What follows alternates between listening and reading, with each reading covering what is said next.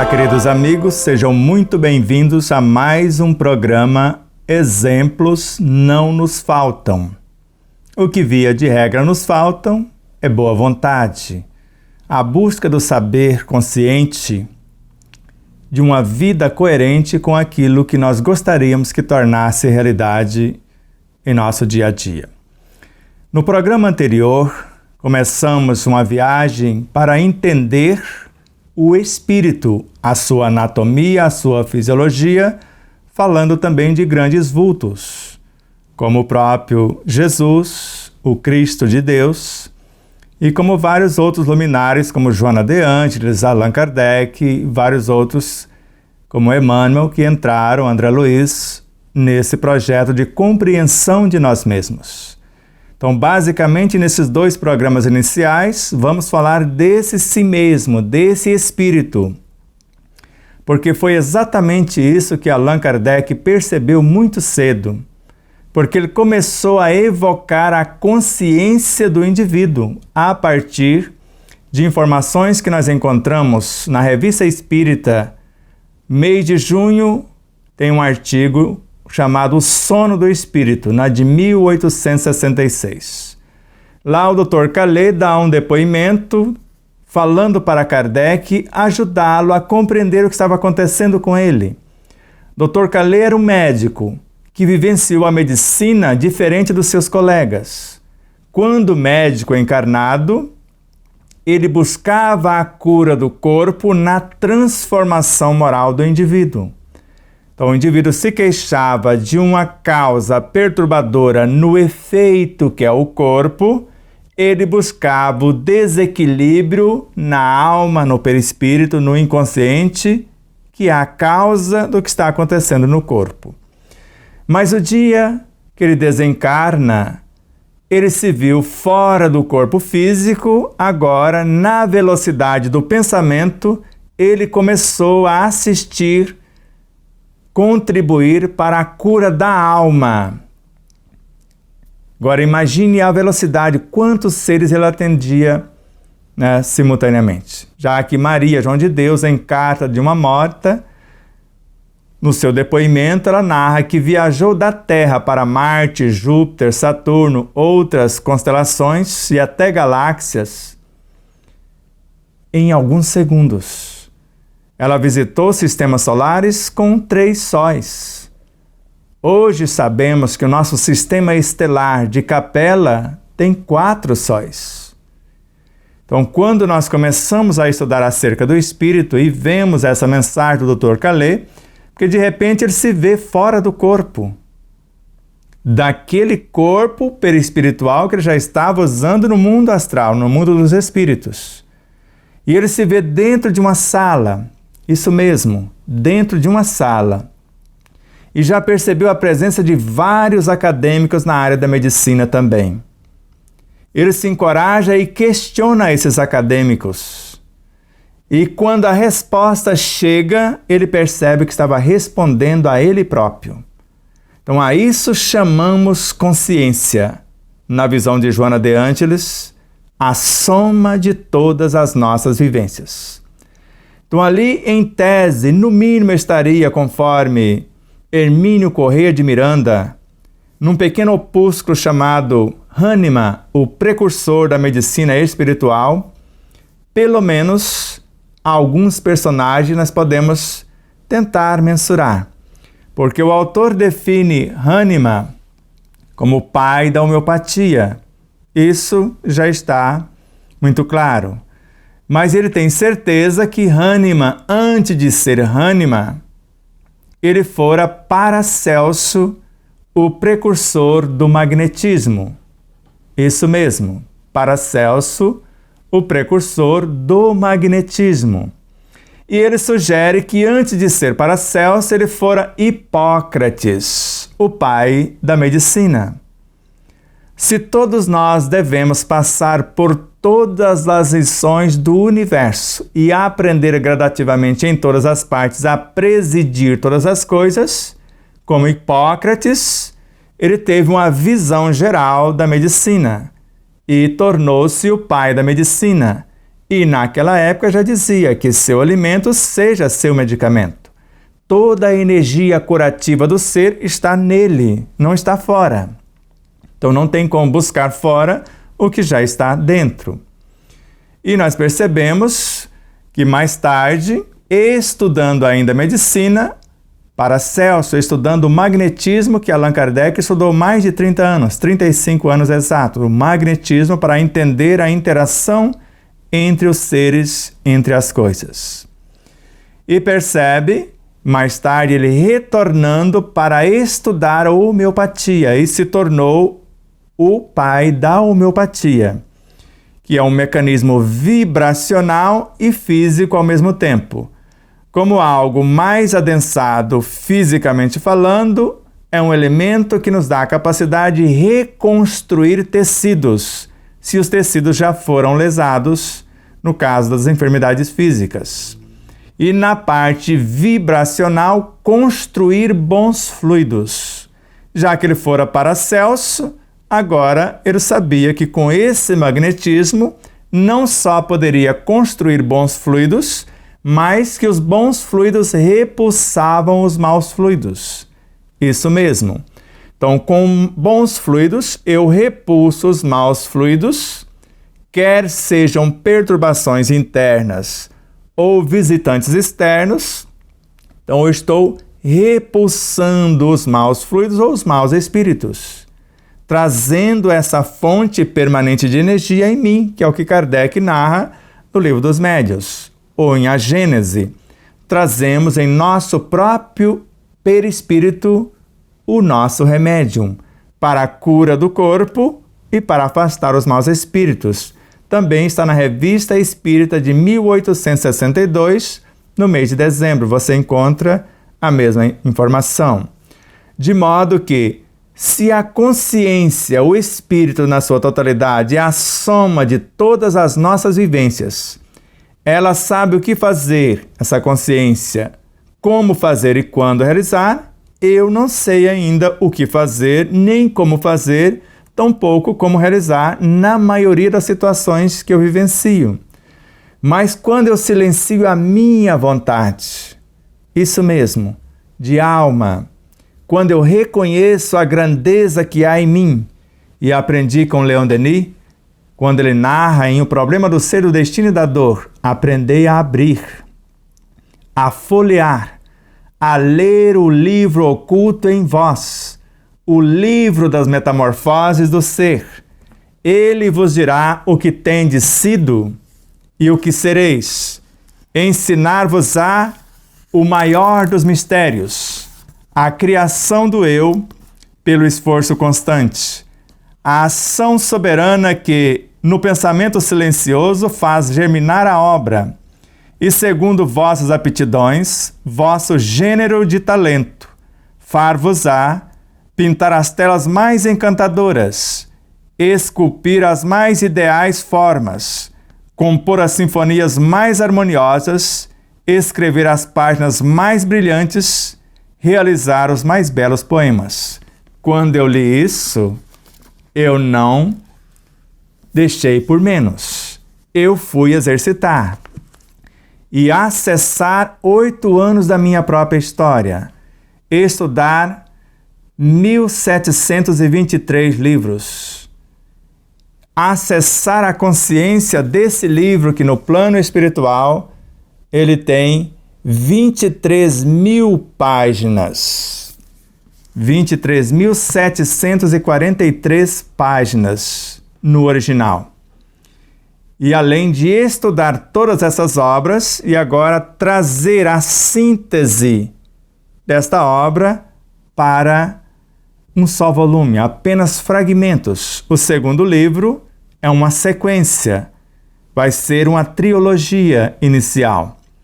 Então esse aqui como a base, o segundo já começa a decodificação dessa base, com o nome de O Despertar da Consciência, de Sal da Terra à Luz do Mundo. Esse é o despertar da consciência do átomo ao anjo, deveria ser de átomo ao anjo, mas não sabíamos até então que era assim, aí ficou dessa forma. E o terceiro, o despertar da consciência, a anatomia e a fisiologia do espírito. Porque se não entendermos o que somos, o si mesmo que é a nossa consciência, o eu profundo em nós, onde está o reino de Deus, onde está o Cristo e o Deus em nós, onde está o Evangelho como repositório de força, de vitalidade, de vida, para que nós possamos vir a ser o que quisermos. Isso mesmo, Leon Denis. No plano mental, no domínio psíquico, eu posso construir todas as realidades. Neste plano, segundo Joana de Ângeles, no plano mental, nada é impossível de se realizar. Para André Luiz, se eu quero, neste plano eu penso. Se eu pensar, eu começo a agir. Se eu agir, eu começo a atrair os elementos. Se eu atraio os elementos, eu consigo criar a realidade. Por isso, imaginar é ver. Desejar é realizar. E para Emmanuel, na alma, nas fontes mais profundas desta alma, que somos nós vamos, a partir dos nossos simples desejos, orar. Então, a oração nasce nas fontes da alma a partir dos simples desejos. E acessando a partir desses desejos a nossa consciência, sentimentos profundos vêm dessa consciência para o cérebro espiritual, a mente, da mente para o perispírito, do perispírito para o cérebro físico. Do cérebro físico, já temos o energismo para transferir para o cérebro do coração. Mas na mente espiritual, esta energia que nós trouxemos pela oração da consciência profunda chama-se pensamento. Então é a oração que gesta o pensamento. Mas a oração também é um ser, a filha primogênita da fé, conforme o item 23 do capítulo 27 do Evangelho segundo o Espiritismo. A fé é a mãe de todas as virtudes, inclusive mãe do próprio amor. O amor na ação é a caridade. A caridade é o amor em excelência e é a caridade que gera ou gesta a oração. E nós percebemos essas realidades em nós, sabendo que cada virtude é um ser, e é muito fácil de perceber isso. Comece a pensar comigo. No início, o homem, que é um pequeno mundo, cujo diretor é o espírito, no qual o princípio dirigido é o corpo, nele tem apenas instintos. Mais avançados, esses instintos se transformam em sensações. As sensações mais tarde se transmutam em emoções, Joana de Ângeles. Antes, Evangelho segundo o Espiritismo, capítulo 11, item 8. Mais tarde, as emoções se transformam em sentimentos. Os sentimentos para André Luiz se transformam em pensamentos. Os pensamentos se transformam na inteligência intelectiva. A inteligência intelectiva se eleva e se transforma na inteligência emotiva para o exercício da afetividade. E a partir dessa afetividade, quando chegamos ao amor incondicional, se transforma na inteligência espiritual, na virtude em si. Isso mesmo. Então nós somos tudo isso, só que a alma é apenas uma diminuta fração dessa consciência, tanto na visão de Allan Kardec, quanto de Leon Denis, quanto de Ernesto Bozano, que na obra O Objetivo da Vida narra: em cada encarnação, a individualidade, que é o espírito, fabrica mais uma alma em cada encarnação. E após a sublimação dessa alma, ela vai incorporar na sua individualidade, e a isso chamamos expansão da consciência.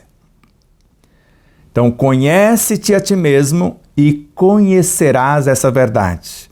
Aí eu percebo que além de eu ser a soma de todas as minhas vivências, e a minha trajetória foi aprender em cada uma das partes do universo a presidir, a estar no comando de todas as coisas. E aí Allan Kardec começa a nos ensinar no Livro dos Médiuns, já que somos tudo isso, somos um espírito, somos uma alma que é uma fração desse espírito. E ao mesmo tempo, o pensamento que é uma fração dessa consciência. É isso mesmo, Livro dos Médiuns, item 76. O pensamento expressando a consciência por meio da inteligência, ele não é outro senão o espírito encarnado em nosso corpo. O espírito, ao encarnar no corpo do homem, lembra, o homem é um pequeno mundo, o diretor é o espírito. Ele vai encarnar no corpo do homem uma fração da sua realidade. Isso mesmo, na obra A Gênese, Kardec narra com clareza que o espírito é como um sol. E você já prestou atenção lá em como ele fala na gestação desse sol? Lembra dos engenheiros siderais, os cristos governadores de cada orbe planetário do nosso sistema solar? Que Emmanuel, na obra A Caminho da Luz, narra desta falange que se reuniu nas imediações da Terra, pelo menos por 2 vezes, por ocasião de colocar a Terra em órbita, na sua órbita, e pela vinda de Jesus, que é uma fração do Cristo, governador supremo desta esfera de luz. E agora percebemos essa realidade, esta falange, sobre a regência da força centrípeta que une os elementos, no seio de uma nebulosa, começaram a esculpir, a criar o nosso Sol, o Logos solar, o Rei solar. Isso mesmo, o Sol. E quando estava pronto, com essas mentes iluminadas e com certeza um líder, alguém que estava liderando esses engenheiros siderais. E quando fica pronto, a força centrífuga tira do meio da nebulosa o Sol e coloca em órbita. E agora estabelece a lei de gravitação para limitar o seu espaço e a sua função. E ao mesmo tempo ele percebe, Allan Kardec, para ser mais exato, Galileu, sendo psicografado por Camille Flammarion, que na própria obra Kardec fala que Camille Flammarion está psicografando ele mesmo. Então, como que ele pode psicografar ele mesmo se ele tivesse reencarnado? Ele estaria aqui. Ele está escrevendo as suas memórias, não psicografando a si próprio. Então, se Galileu está em outro lugar, em outro ponto, ele está junto com aquelas consciências que o Dr. Calais encontrou dentro da sala, as vivências anteriores. E agora, percebe que esse Sol vai liberando frações, dando origem aos planetas. Isso mesmo, está na Gênese. E esses planetas ainda incandescentes, fracionando partículas ou de pequenas porções, dando origem aos seus satélites. Um satélite, 2, 16, dependendo do planeta. E se o espírito é como um sol, então Leon Denis não está equivocado, tanto em O Problema do Ser do Destino da Dor, quanto em outras obras. O ser superficial de ordinário não parece ser mais do que um fragmento, uma fração do eu total, desse livro oculto em nós que ele nos recomenda a ler. E ele próprio acessou o livro. E ele escreveu obras em 2 horas, como se fizesse um download, acessando o livro oculto nele existente, a soma de todas as suas vivências, como define Joana de Ângeles na obra O Ser Consciente. O espírito é a soma de todas as nossas vivências. A alma é apenas a soma das experiências vivenciadas na atual encarnação, que está trabalhando experiências de outras etapas, porque a autora em Vida Feliz narra que nós estamos aqui por 3 motivos. Estamos aqui para aprender uma experiência nova. Se é uma experiência nova, eu ainda não estive aqui com esse contributo. Esse ponto de autoconsciência pura, se vai aprender algo novo, não vai trazer algo velho, vai aprender algo novo. Estamos aqui para aperfeiçoar o que já temos. Agora sim eu posso trazer algo que eu já aprendi com o algo novo que estou construindo.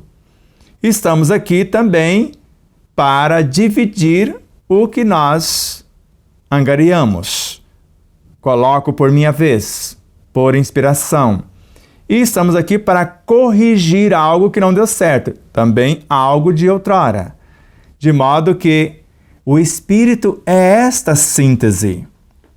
Quando entendemos essa realidade, que é o si mesmo, o conhece-te a ti mesmo, que Bezerra de Menezes vem dizer na obra A Cura pelo Amor, por Sidney Carvalho, o médium, que a nossa cura não está na mão dos engenheiros siderais, dos espíritos como o próprio Bezerra, dos encarnados.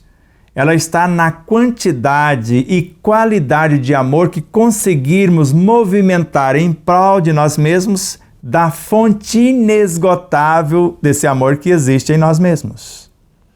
Fonte inesgotável e inestancável, segundo André Luiz, como consta na obra Evolução em Dois Mundos. Que na obra Mecanismo da Mediunidade ele repete: queiramos ou não, cada alma traz no seu próprio pensamento a fonte inesgotável das próprias energias.